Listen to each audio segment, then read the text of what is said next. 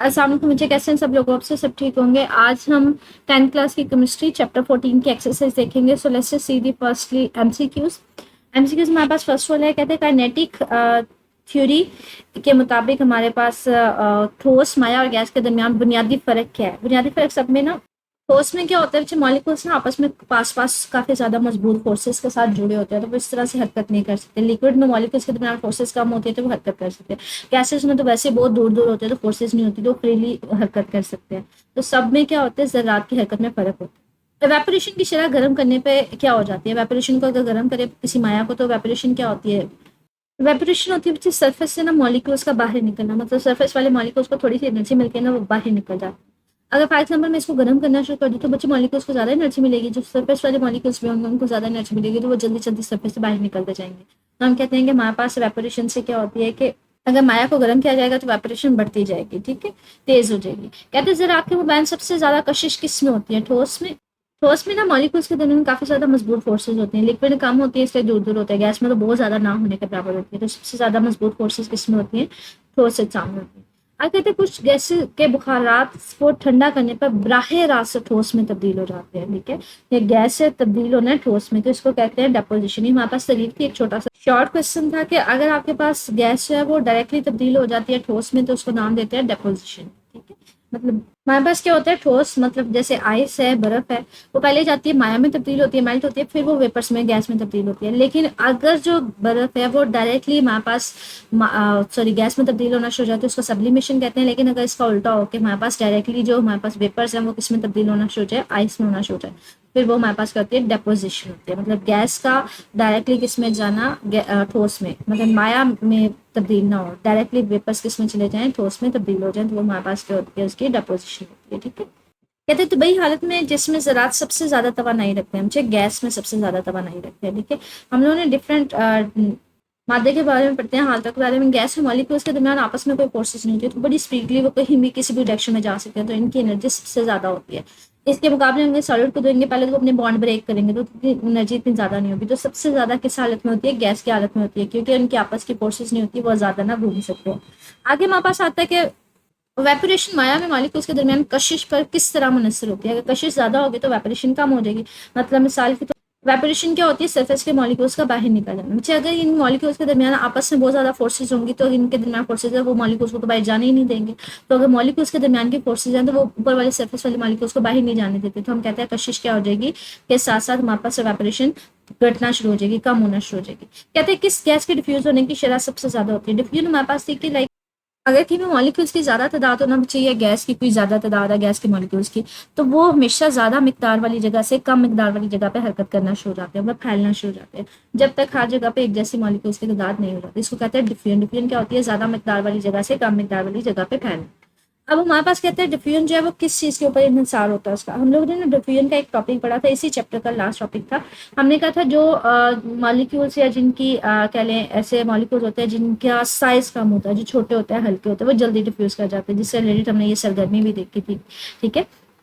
तो हमारे पास हमने मुआजना किया था ऑक्सीजन और हाइड्रोजन का। हमने कहा था ऑक्सीजन के मॉलिक्यूल्स होते हैं वो ज़्यादा हैवी होते हैं, ज़्यादा कह लें कि बड़े होते हैं, तो इसलिए ये जल्दी डिफ्यूज़ नहीं कर सकते। गैस ऑक्सीजन के निस्बत ना हाइड्रोजन के मॉलिक्यूल्स छोटे होते हैं तो वो जल्दी डिफ्यूज़ कर जाते हैं। मतलब साइज़ कम होगा, जितना ज़्यादा हल्के होंगे तो वो डिफ्यूजन उतनी ज़्यादा जल्दी हो जाएगी। तो कहते हैं इन गैसेस में से बताएं कौन सी गैस है वो जल्दी डिफ्यूज़ होगी। एक HCl है, ठीक है, एक हमारे पास SO2 है और एक कार्बन डाइऑक्साइड है, एक H2S है। अब ये देखिए यहाँ पे सल्फर और ऑक्सीजन पीरियोडिक टेबल में ना कि हमारे पास जैसे जैसे एलिमेंट्स इस साइड पे जाते जाते हैं उनका एटॉमिक नंबर बढ़ता जाता है, मतलब हैवी होते जाते हैं। अब सल्फर ऑक्सीजन पीरियोडिक टेबल के इस साइड पे है और कार्बन भी इस साइड पे है, तो कार्बन सल्फर ऑक्सीजन जिसमें ये तीन चीजें ये तो इंक्लूड नहीं हो सकती क्योंकि ये हैवी है, ये भी हैवी है, ये भी हैवी।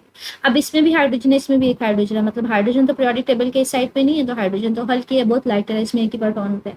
अब हाइड्रोजन के साथ दो अटैच है, या तो हमारे पास सल्फर अटैच्ड है या फिर हमारे पास क्लोरीन अटैच्ड है। अब सल्फर या क्लोरीन में से कौन सा लाइटर है बच्चे? जितना आगे जाएंगे वो हैवियर होता जाएगा, तो क्लोरीन हैवियर होता है, सल्फर हमारे पास लाइटर होता है। तो हमारे पास इसका मतलब है कौन सी लाइटर गैस है? H2S है, तो इसके जल्दी डिफ्यूज हो जाएंगे, मॉलिक्यूल जल्दी मूव करेंगे। आगे कहते हैं A to B तबई हालतों को जाहिर करें, मतलब हमारे पास गैस से वो माया में तब्दील होता है तो इसको क्या बोलेंगे बच्चे? इसको कंडेंसेशन बोलते हैं, ठीक है। और माया से ठोस में तब्दील होता है तो इसको क्या बोलते हैं? इसको फ्रीजिंग बोलते हैं। मतलब हमारे पास ना अगर कहीं पे गैस हो, अगर उसको ठंडा करके माया में तब्दील कर दिया जाए ना, इसको कंडेंसेशन बोलते हैं। ठीक है, ये तारीफ होती है कंडेंसेशन की। गैस को अगर उसका टेम्परेचर कम कर दिया जाए, उसको ठंडा करके माया में तब्दील कर दिया जाता है, वो कंडेंसेशन होती है। और अगर माया हो उसको बर्फ में तब्दील करना हो तो फिर हम उसको मजीद ठंडा करते हैं, उसको फ्रीज करते हैं। तो इसका करेक्ट ऑप्शन क्या होगा? अगर गैस से आपने माया में जाना है तो वो कंडेंसेशन है, अगर माया से आपने ठोस में जाना है तो वो फ्रीज किया जाता है। तो ये इसके एमसीक्यू से। नेक्स्ट हम चलते हैं, हमारे पास एमसीक्यू है 9 वाला। एक तालिब इल्म ने सुबह 8:30 पर मैदान में कोहरा गिरते देखा, जो सुबह 8:30 बजे गायब हो गया। 6:30 बजे वो पड़ा हुआ था, जिसको हम लोग कहते हैं कक्कर वगैरह, जिसको हम कहते हैं, वो पड़ी हुई थी, बाद में वो गायब हो गई। तो हमारे पास जो कोहरा है वो डायरेक्टली बुखारा में तब्दील हो गया। इसको क्या नाम देते हैं? इसको सब्लिमेशन कहते हैं। कहते हैं इस तरह से आपने अक्सर देखा होगा दरख्तों के ऊपर ना कक्कर सी पड़ी होती है, बर्फ से भरी होती है। लेकिन जैसे ये यहाँ पे दिखाया हुआ है, जैसे जैसे दिन निकलता जाता है, सूरज निकलता जाता है, तो ये ऐसे ऐसा खुद ब खुद गायब होना शुरू होता है। मतलब जब वो वेपर्स गैस के फॉर्म में ना तब्दील होकर खुद ब खुद गायब होते जाते हैं। मतलब पानी में तब्दील नहीं होते, तो वो डायरेक्टली किसमें तब्दील हो रहे होते हैं? वो वेपर्स में तब्दील होते हैं, मतलब गैशियस स्टेट में तब्दील होते हैं और डायरेक्टली वहां पे गायब हो जाते हैं। मतलब अगर डायरेक्टली आइस जब वेपर्स की फॉर्म में तब्दील होकर वैसे उड़ गई है तो हम कहते हैं ये हमारे पास कौन सा प्रोसेस है? ये सब्लिमेशन है। ठीक है, इसका करेक्ट ऑप्शन क्या होगा? सब्लिमेशन। नेक्स्ट हमारे पास मुख्तसर सवाल आता है। कहते हैं जब माया वेपोरेट होती है तो वह नाई कहाँ से हासिल की जाती है? वेपोरेशन जब होती है तो हमारे पास कह लें कि अगर एक बीकर पड़ा हुआ ना, तो इसके सरफेस के मॉलिक्यूल्स जो है ना, वो ऐसा ऐसा खुद ब खुद ऐसा ऐसा करके दो चार निकलते रहते हैं। सरफेस के मॉलिक्यूल्स का निकलना क्या है? वेपोरेशन। कहते हैं ये सरफेस के मॉलिक्यूल्स कहाँ से निकला? अगर आप इसको गर्म ना भी कर रहे हो तब भी कोई ना कोई मॉलिक्यूल एस्केप कर रहा होता है। कहते हैं वो कहाँ से एस्केप कर रहे होते हैं? अगर इसका बाहर का सराउंडिंग का एरिया गर्म है ना, तो वो गर्माइश जैसे ही सरफेस के मॉलिक्यूल्स को थोड़ी सी मिलती है तो वो वहां से निकल जाता है। पूरे मॉलिक्यूल का लिक्विड का गर्म होना जरूरी नहीं है। अगर सरफेस के मॉलिक्यूल्स को भी थोड़ी सी एनर्जी मिलेगी ना, तो वो स्केप करते जाएंगे, वो वेपोरेशन हो जाएगी। या फिर अगर कहीं पे नीचे किसी मॉलिक्यूल के पास ज्यादा एनर्जी है तो वो ऊपर आ जाएगा, सरफेस से निकल जाएगा। तो बेसिकली अपना सबसे ज्यादा जो होता है वो अपने सराउंडिंग से ले रहा होता है। इसी तरह जैसे ये एग्जाम्पल दी जाती है, अगर ये समुंदर है तो सूरज दिन के वक्त सूरज निकला होता है, तो समुंदर का नीचे वाला पानी में भी हमारे पास गर्म ना हो, लेकिन जैसे ये सनलाइट इसके ऊपर सर्फेस के ऊपर पड़ती है तो सर्फेस के मॉलिक्यूल्स को थोड़ी सी एनर्जी मिलती है तो वो स्केप कर जाते हैं। तो ये बेसिकली कहाँ से होती है? सराउंडिंग से मिल रही होती है। तो इसका एग्जैक्टली आंसर देख लेते हैं हमारे पास की बुक में। की बुक यहाँ पे गिवन है, कहते हैं जब माया भाप बन के उड़ती है, मतलब वेपोरेशन होती है, तो बेसिकली वो एनर्जी कहाँ से ले रही होती है? इर्द गिर्द के माहौल से, या फिर माया के अंदर कोई मॉलिक्यूल जिसकी एनर्जी ज्यादा होगी वो सरफेस के ऊपर आ जाता है, सतह के ऊपर आ जाता है, और बाकी मॉलिक्यूल्स की तरह जो है वो कह लें जैसे उसको एनर्जी मिलेगी तो वो एनर्जी जैसे करती है सरफेस से बाहर निकल जाएगा। ठीक है, मतलब एनर्जी कितनी होनी चाहिए कि जो मॉलिक्यूल्स के आपस की कशिश के दरमियान इतनी एनर्जी हो कि वो उसको तोड़ सके और भाप में तब्दील हो जाता है। मतलब अगर वो अपने इर्द गिर्द के माहौल से एनर्जी लेगा, यहाँ पे मॉलिक्यूल्स है ना सरफेस के मॉलिक्यूल, उनकी भी नीचे वाले मॉलिक्यूल्स के साथ कशिश होती है लेकिन कम होती है। तो उसको इतनी एनर्जी चाहिए कि वो अपनी जो मॉलिक्यूलर की फोर्सेज है उसको तोड़ के ना वो बाहर हवा में तब्दील हो जाता है। ठीक है, तो बेसिकली इसका सबसे ज्यादा सोर्स होता है वो इर्द गिर्द का माहौल होता है। या फिर अगर नीचे कोई मॉलिक्यूल्स जो है ना वो हाई एनर्जी मॉलिक्यूल्स कहीं नीचे होगा तो वो भी सरफेस पे चला जाएगा और वो सरफेस से बाहर निकल जाएगा। नेक्स्ट कहते हैं क्या कंडेंसेशन हरारत जज़ब करने वाला अमल है? कंडेंसेशन मैंने आपसे कहा था कि हमारे पास क्या होता है कि जिसमें अगर कोई गैस है तो उसको ठंडा करके ना उसको माया में तब्दील कर दिया जाता है, मतलब उसका टेम्परेचर कम किया जाता है, उसमें से हीट एनर्जी निकाल ली जाती है। जो मॉलिक्यूल्स की काइनेटिक एनर्जी बहुत ज्यादा होती है उसको कम किया जाता है, उसको हीट एनर्जी निकाल दी जाती है, तो उसको माया में तब्दील किया जाता है। तो ये हमारे पास तो बच्चे फिर इसमें से टेम्परेचर तो कम किया जाता है, तो ये हरारत जज़ब तो नहीं कर रहा, उसमें तो हरारत निकाली जा रही है। तो कहते हैं यहाँ पे कंडेंसेशन जो है हरारत खारिज करने वाला, उसमें से निकाली जाती है ताकि गैस के मॉलिक्यूल्स जो है वो हमारे पास उनकी एनर्जी बाहर निकाल दी जाती है, उनकी एनर्जी कम कर दी जाती है। ऐसा ऐसा वो आपस में पास आते जाएंगे। मतलब अगर इनकी एनर्जी यहाँ पे ना इनकी एनर्जी बहुत ज्यादा होती है तो वो दूर दूर हरकत कर रहे होते हैं, काइनेटिक एनर्जी बहुत ज्यादा होती है। अगर इसका टेम्परेचर कम कर दिया जाए तो वो ऐसा ऐसा पास आना शुरू जाते हैं, पास आएंगे तो माया में तब्दील हो जाता है। ठीक है, तो हरारत जज़ब नहीं होती बल्कि उसमें से हरारत जो है वो खारिज की जाती है। अगला शॉर्ट क्वेश्चन देखते हैं। कहते हैं फिनाइल की गोलियां कपड़ों में कुछ अरसे बाद तहलील हो जाती है, मतलब कुछ अरसे बाद खुद ब खुद गायब हो जाती है। तो ये कौन सा अमल होता है? यहाँ पे हमारे पास ना अक्सर हम लोग ऊनी कपड़ों में ना इस तरह से छोटी छोटी फिनाइल की गोलियां रखते हैं, लेकिन कुछ अरसे बाद देखते हैं कि ये फिनाइल की गोलियां खुद ब खुद गायब हो गई होती है। ये बेसिकली यहाँ पे काम क्या हो रहा होता है? ये ठोस होता है और ये ठोस जो है ना ऐसा ऐसा खुद ब खुद जो है ना वो वेपर्स में तब्दील हो जाती है, तो हमें वेपर्स में तब्दील होने की वजह से पता नहीं चलता। ठीक है, ये मैंने आपको सब्लिमेशन का बताया था कि हमारे पास अगर कहीं पे आइस होना वो लिक्विड में कन्वर्ट नहीं होती। ठीक है, वो क्या कहती है? आइस खुद ब खुद वेपर्स बन के वो खुद ब खुद वापस से गायब हो जाती है। तो इसको कहते हैं अगर वो लिक्विड में कन्वर्ट ना हो बल्कि डायरेक्टली वेपर्स में कन्वर्ट हो रही होती है अगर कोई सॉलिड, तो वो सब्लिमेशन है। तो कहते हैं इसी तरह से ये जो हम लोग गोलियां रखते हैं ना कपड़ों में, तो वो बेसिकली क्या होती है कि ये ठोस होती है, ये ऐसा ऐसा खुद ब खुद वेपर्स की फॉर्म में तब्दील हो जाती है। तो यहाँ पे बेसिकली कौन सा अमल हो रहा होता है? सब्लिमेशन का अमल हो रहा होता है। तो इसी चीज को एक्सप्लेन करेगा। कहते हैं नेफ्थलीन की गोलियां जो होती हैं, फिनाइल की गोलियां बेसिकली सब्लिमेशन की वजह से गायब हो जाती है। इसमें ठोस मादा जो होता है ना वो माया में तब्दील नहीं होता, मतलब पानी में तब्दील नहीं होगा, बल्कि वो गैस में तब्दील होकर खुद ब खुद ऐसा ऐसा बुखारात की शक्ल में उड़ जाते हैं। इसलिए कुछ अरसे बाद गोलियां खुद ब खुद गायब हो जाती है। आगे कहते हैं तबई हालत के दौरान दर्जा हरारत यकसा क्यों रहता है, मतलब तबई हालत में हमने कहा था कि दर्जा हरारत तब्दील नहीं होता, क्यों ऐसा क्यों होता है हमारे पास। ये जब हमने पढ़ा था ना तो माया की तबई हालतों में तब्दीलियां कि एक हालत से दूसरी हालत में तब्दील होना है, हमने इसके लिए ना ये ग्राफ एक देखा था। हमने कहा था कि फॉर एग्जांपल यहाँ पे मेरे पास कोई बर्फ है, कोई मेरे पास ठोस है, बर्फ की एग्जांपल मैंने फॉर एग्जांपल मैंने कहा था कि इसका टेम्परेचर आप ले लें -20 डिग्री सेल्सियस ले, ठीक है। ये भी सॉलिड स्टेट में आप इसको क्या करें, इसको टेम्परेचर इसका हरारत देते जाए, एनर्जी देते जाए, तो इसका टेम्परेचर बढ़ता जाएगा बढ़ता जाएगा। एक पॉइंट ऐसा आएगा कि वो बर्फ जो होगी वो मेल्ट होना शुरू हो जाएगी, फॉर एग्जाम्पल 0 डिग्री सेल्सियस के ऊपर, ठीक है। उसके बाद मैंने कहा था जितनी आप उसको हीट एनर्जी देंगे अब उसका टेम्परेचर चेंज नहीं होगा, टेम्परेचर इसका 0 डिग्री सेल्सियस ही रहेगा। सिर्फ और सिर्फ क्या होगा, बाकी की बर्फ जो होगी वो मेल्ट हो रही होगी। मतलब फॉर एग्जांपल अगर मेरे पास यहाँ पे एक दफ़ा बर्फ मेल्ट होना शुरू हो जाए ना, इसके बाद मैं जितना गर्म करूंगी ना उसके बाद ये बाकी की बर्फ को पिघलाएगा, मतलब इसका टेम्परेचर वही रहेगा।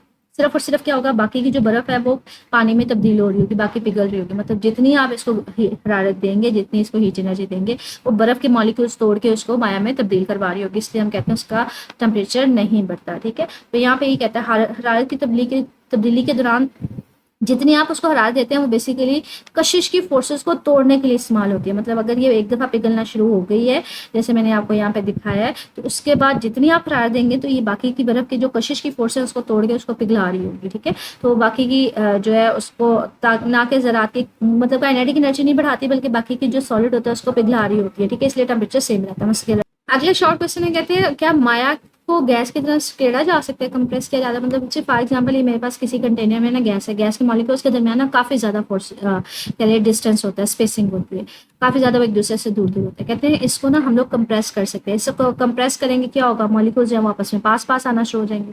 जब वो पास पास होना शुरू हो जाएंगे अगर आप इसको कंप्रेस करेंगे, तो इसको कंप्रेस किया जा सकता है गैस को। कहते हैं क्या माया को भी कंप्रेस किया जा सकता है। मुझे माया को फॉर एग्जाम्पल आपने कभी देखा है कि ऐसा हो कि कहीं पे पानी है तो आप उसको कंप्रेस कर सकते हैं। मुझे अगर आप इसके ऊपर कोई ढक्कन लगाएंगे, नीचे उसको करते जाएंगे तो पानी बाहर आना शुरू हो जाएगा, वो निकलना शुरू हो जाएगा। पानी के मॉलिक्यूल्स के दरमियान ना फोर्सेस हमारे पास कंपैरेटिवली कह लें कि पानी के मॉलिक्यूल्स के दरमियान जो कह लें डिस्टेंस होता है वो कम होता है।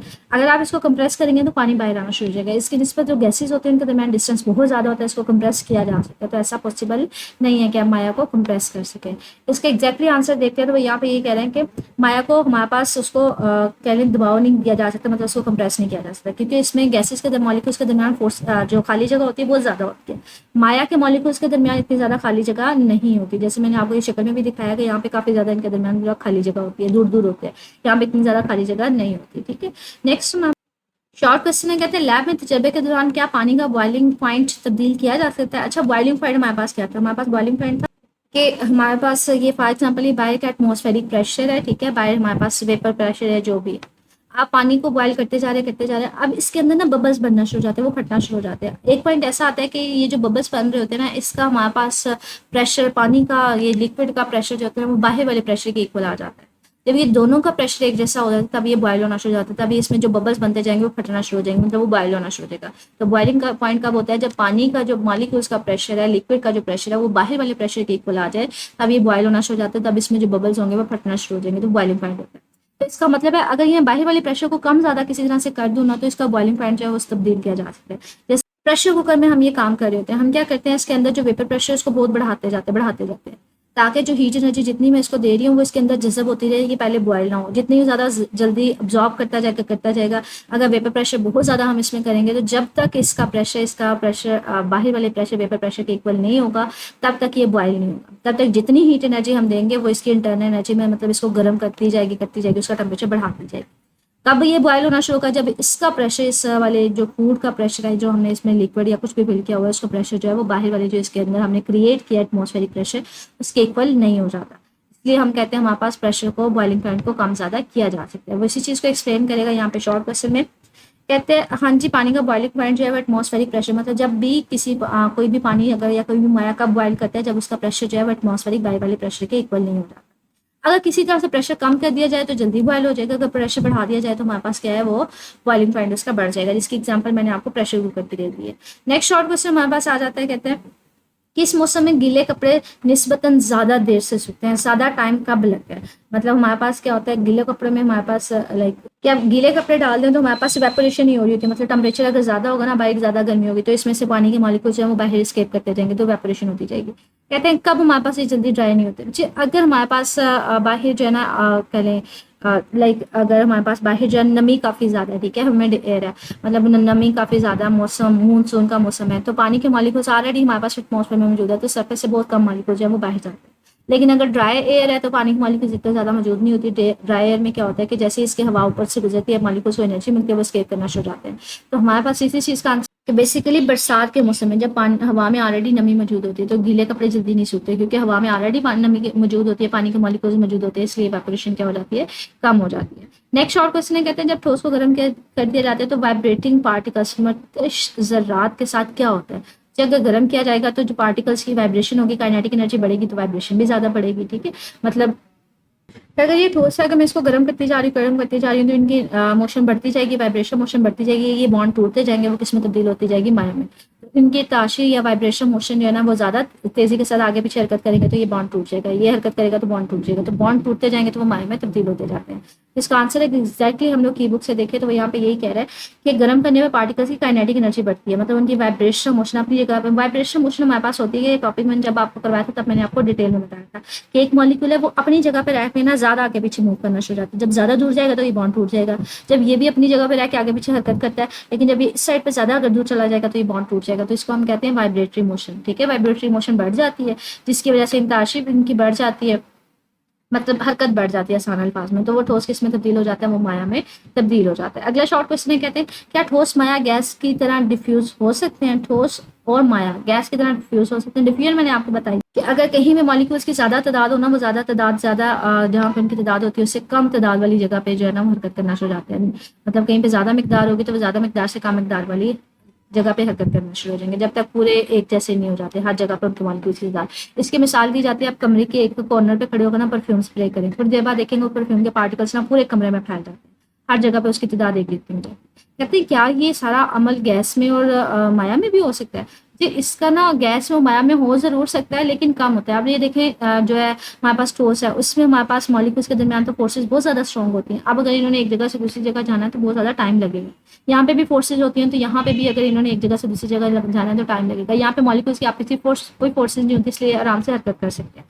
तो इसी चीज़ का आंसर देगा कि हमारे पास ठोस और माया में हो ज़रूर सकती हैं लेकिन बहुत कम तादाद में होते हैं, बहुत कम आहिस्ता होते हैं। कहते हैं इसकी मिसाल की जाती है कि आप वाइट बोर्ड पे ऊपर ना चाक से लिखे, कुछ अर्से बाद आपने जो चाक से लिखा होगा ना वो ऐसा ऐसा मिटना शुरू हो जाएगा, क्योंकि जो चाक जो हमारे पास ठोस होता है वो ऐसा ऐसा उड़ना शुरू हो जाता है, मतलब उसके पार्टिकल जो है वो डिफ्यूज होना शुरू हो जाते हैं, वो हवा में गायब होना शुरू हो जाते हैं, ठीक है। तो डिफ्यूजन होती है लेकिन बहुत ज़्यादा आहिस्ता होती है क्योंकि उनमें फोर्सेस बहुत ज़्यादा मजबूत होती है। कहते शबनम के कतरे सुबह के वक्त क्यों बनते हैं। सुबह के वक्त हमारे पास क्या होता है कि टेम्परेचर कम होता है, बेसिकली कि हमने पढ़ा हुआ है कि हमारे पास क्या होता है कि गैस अगर है, अगर मैं इसका टेम्परेचर कम कर देती हूँ, इसको ठंडा कर देती हूँ, तो ये गैस किस में तब्दील हो जाता है, माया में तब्दील हो जाता है। तो इसी चीज़ को कह रहा है कि रात के वक्त पता है क्या होता है, रात के वक्त टेम्परेचर जो है वो कम होता है, मतलब ज़मीन ठंडी होती है, तो जो ज़मीन के पास पास वाली हवा होती है वो भी ठंडी हो जाती है। जब वो ठंडी हो जाती है उसका टेम्परेचर कम हो जाता है तो वो किस में तब्दील हो जाती है, वो माया में तब्दील हो जाती है। इसलिए घास या कह लें कि ठंडी जगहों के सतहों के ऊपर ना हमें पानी के छोटे छोटे कतरे नजर आ रहे थे, कंडेंसेशन हुई होती है बेसिकली। ये हमने आप टॉपिक में देखे इसके शॉर्ट क्वेश्चन एमसीक्यू। नेक्स्ट हमारे पास तमीरी फिक्र के सवाल आते हैं, अगले लेक्चर में देख लेंगे। मजीद कुछ पूछ रहा हूँ मुझे कमेंट सेक्शन पूछ लीजिएगा। ओके, अल्लाह हाफिज़।